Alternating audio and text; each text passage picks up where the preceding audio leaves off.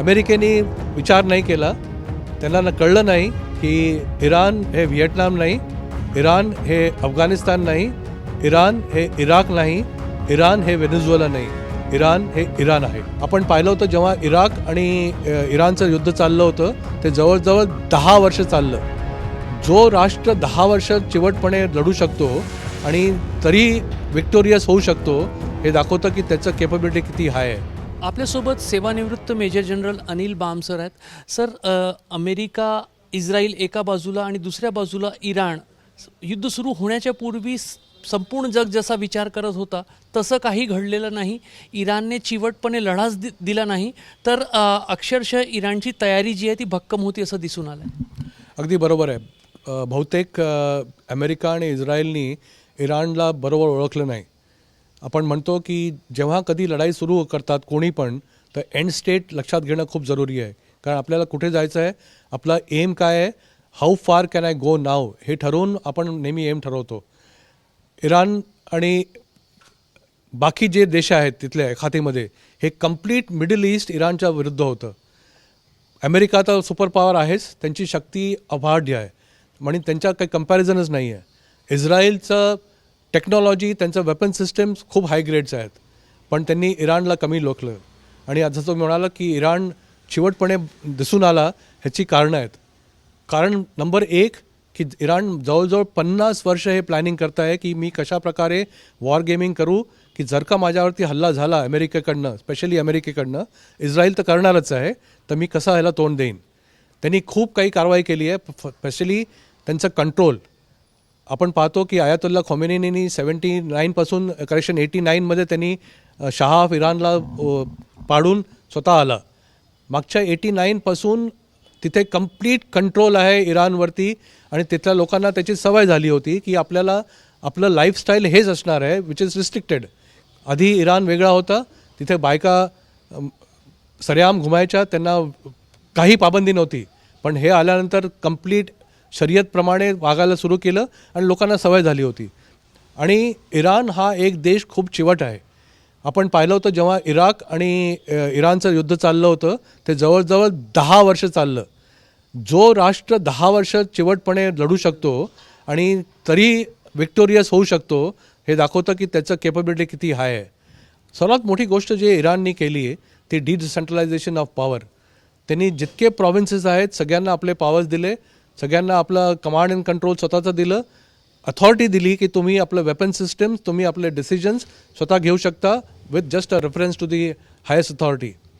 आणि highest authority कोण आहे? आयातुल्ला. आणि त्याला बॅकअप कोणाचं आहे? IRGC, Islamic revolutionary guard corps. ही एक मेजर गार्ड कोर आहे ज्याच्यामध्ये कंप्लीट सैन्य कंट्रोल करतात, नेव्ही कंट्रोल करतात, एअरफोर्स कंट्रोल करतात आणि त्यांचा मिलिशिया पण आहे. जसं एक बसीज नावाचे मिलिशिया आहे, एक कुदूस नावाचे मिलिशिया आहे.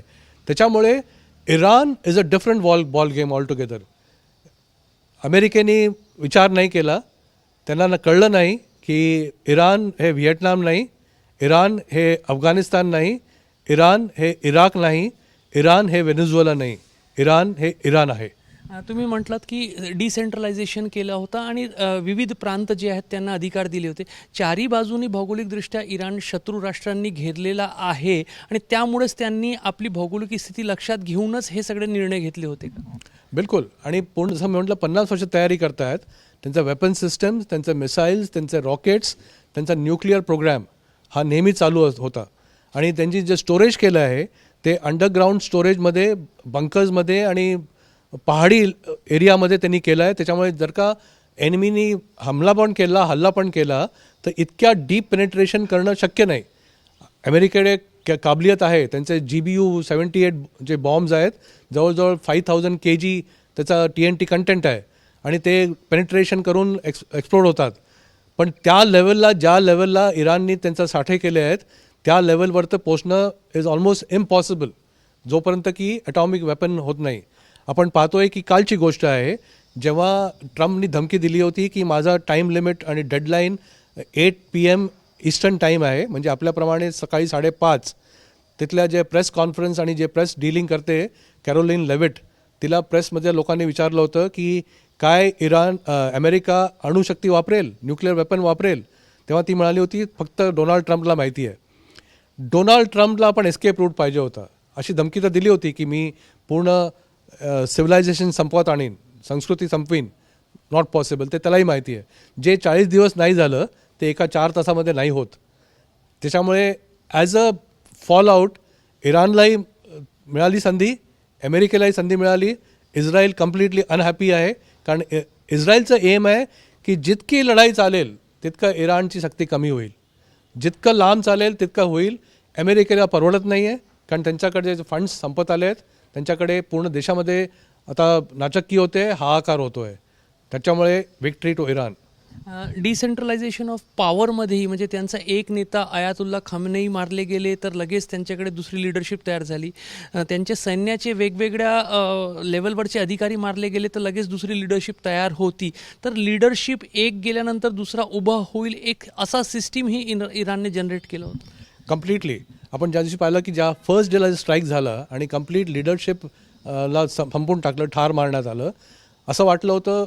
आणि प्लॅनिंग आणि एक्सपेक्टेशन आणि परसेप्शन होतं इस्रायलचं आणि अमेरिकेचं की लोक रस्त्यावरती येतील, बंड होईल आणि स्वतःच लोक ओव्हरथ्रो करतील रेजिमला आणि आपण will just walk in to it and take over.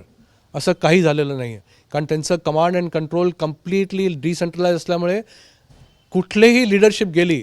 Ayatollah म्हटलं जात होतं आयातुल्ला खमेनी मारलं, फिनिश्ड, इराणला काही अस्तित्व नाही आहे. असं काही झालं नाही आहे. त्यांचं कम्प्लीट लिडरशिपला वाईप ऑफ केलं आहे.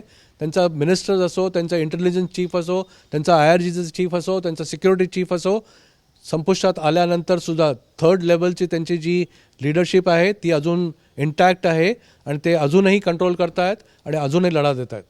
ज्या वेगवेगळ्या जिल्ह्यांना प्रांतांना त्यांनी अधिकार दिले होते तर वेळेप्रसंगी ते स्वतःचा निर्णय स्वतः कशा पद्धतीने लढा द्यायचा ते करू शकत होते. अशा पद्धतीचे अधिकार डिसेंट्रलाइज केले कम्प्लिटली. 31 प्रॉव्हिन्स आहेत इराणमध्ये आणि त्या कम्प्लीट प्रॉव्हिन्सला फ्री हँड दिला होता की तुम्ही आपले निर्णय घेऊ शकता. त्यांच्याकडे वेपन सिस्टम्स, त्यांच्याकडे अलॉटमेंट ऑफ ॲम्युनेशन, त्यांच्याकडे अलॉटमेंट ऑफ रॉकेट्स, मिसाईल्स, हे सगळं दिलेलं आहे.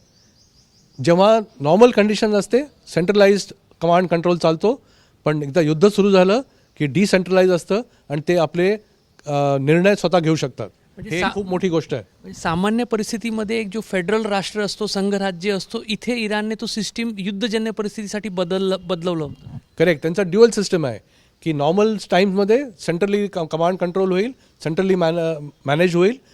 जरूरत पडेल डिसेंट्रलाइज होऊन आपण तुम्ही कारवाई करू शकता, आम्हाला रेफरन्स करा, आम्हाला इन्फॉर्म करा, आम्ही तुम्हाला सपोर्ट करू. त्याच्यामुळे कितीही लिडरशिप त्यांनी एक्सटेंड केली, काही फरक नाही पडला ऑन ग्राउंड. ते तेवढे तयार आहेत.